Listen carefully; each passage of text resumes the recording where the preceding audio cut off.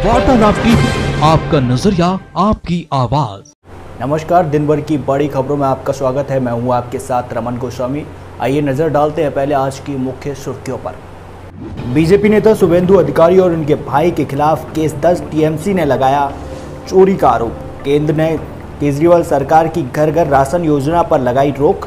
Twitter की verification policy पर विवाद। गौतम गंभीर फाउंडेशन को फेविफ्लू दवा की जामखोरी का दोषी पाया गया। लखनऊ, मेरठ, सहारनपुर और गोरखपुर छोड़कर अब पूरा यूपी कोरोना कर्फ्यू मुक्त। कोलकाता में बीजेपी दफ्तर के पास 51 देसी बम मिलने से हड़कंप। पिज्जा बर्गर की डिलीवरी तो फिर घर घर राशन क्यों नहीं, बोले सीएम अरविंद केजरीवाल। दिलीप कुमार की बिगड़ी तबीयत, सांस लेने में दिक्कत के चलते हिंदुजा अस्पताल में भर्ती कराया। दिल्ली के जीबी पंत अस्पताल में ड्यूटी के दौरान मलयालम भाषा बोलने पर रोक का आदेश वापस। अंत में जानेंगे आज का कोरोना अपडेट। चलिए अब जानते हैं खबरों को विस्तार से। पश्चिम बंगाल के कांती में बीजेपी नेता शुभेंदु अधिकारी और उनके भाई सोमेंदु अधिकारी के खिलाफ केस दर्ज हुआ है। तृणमूल कांग्रेस ने दोनों नेताओं पर नगर पालिका से राहत सामग्री चोरी करने का आरोप लगाया है। इसी सिलसिले में एफआईआर दर्ज की गई है। कांती नगर प्रशासनिक बोर्ड के मेंबर ने कांती पुलिस स्टेशन में 1 जून को भाजपा नेता और उनके भाई के खिलाफ शिकायत दर्ज कराई थी। केंद्र सरकार ने केजरीवाल की घर घर राशन योजना पर रोक लगा दी है। दिल्ली सरकार के आधिकारिक सूत्रों ने यह जानकारी दी है। दिल्ली की केजरीवाल सरकार का दावा है कि यह योजना 72 लाख लोगों को उनके घर पर राशन पहुंचाने के लिए थी। इसे 1 हफ्ते में लागू होना था, लेकिन अब इस पर रोक लगा दी गई है।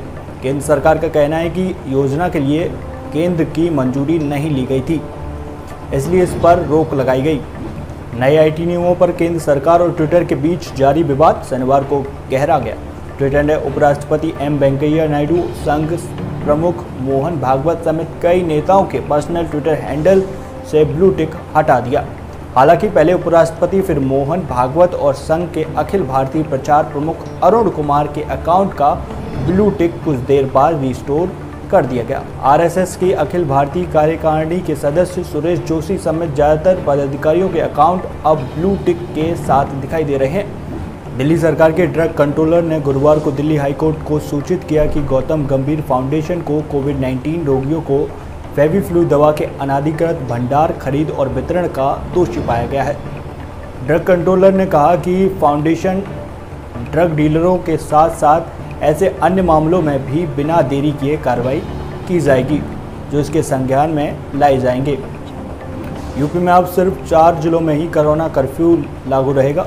बाकी प्रदेश के सभी जिलों में कोरोना संक्रमितों की संख्या 600 से कम हो गई है। अब सिर्फ लखनऊ, मेरठ, सहारनपुर और गोरखपुर में ही कोरोना कर्फ्यू लागू रहेगा।